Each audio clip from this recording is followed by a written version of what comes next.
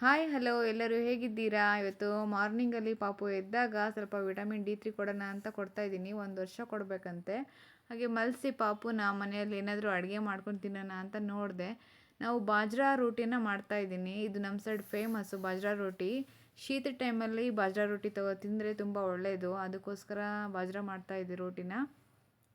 ಎಲ್ಲ ಕ್ಲೀನ್ ಮಾಡಿಕೊಂಡು ಮನೆಯೆಲ್ಲ ಸ್ವಲ್ಪ ನಂಗೆ ಸಜೆಷನ್ ಕೊಡಿ. ನನ್ನ ತುಂಬ ಹೇರ್ ಫಾಲ್ ಆಗ್ತಾ ಇದೆ. ಅದು ಏನಕ್ಕಂತಲೇ ಗೊತ್ತಾಗ್ತಾ ಇಲ್ಲ. 4 ಮಂತ್ ಆಯಿತು ಡೆಲಿವರಿ ಆಗಿ ನನಗೆ. ನಾನು ಮಾರ್ನಿಂಗಿಂದ ನೈಟು ಡೈಪರಲ್ಲೇ ಇಡ್ತಿದ್ದೆ ಪಾಪುಗೆ.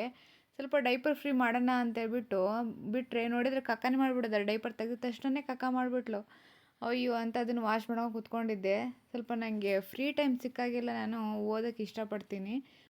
ಭಾಗವತ ಅಂತ ಬುಕ್ಕು ಇಂಟ್ರೆಸ್ಟಿಂಗ್ ಆಗಿದೆ. ಎಲ್ಲರೂ ಓದ್ರಿ ಇದು. ಇನ್ನೇನು 3 ಗಂಟೆ ಆಯಿತು, ನಮ್ಮ ಮನೆಯವರು ಬರ್ತಾರೆ. ಬಟ್ಟೆ ಎಲ್ಲ ಒಣಗಿಬಿಟ್ಟಿದ್ದಾವೆ, ಎಲ್ಲ ತೊಗೊಂಬಿಡೋಣ ಬಟ್ಟೆ ಎಲ್ಲ.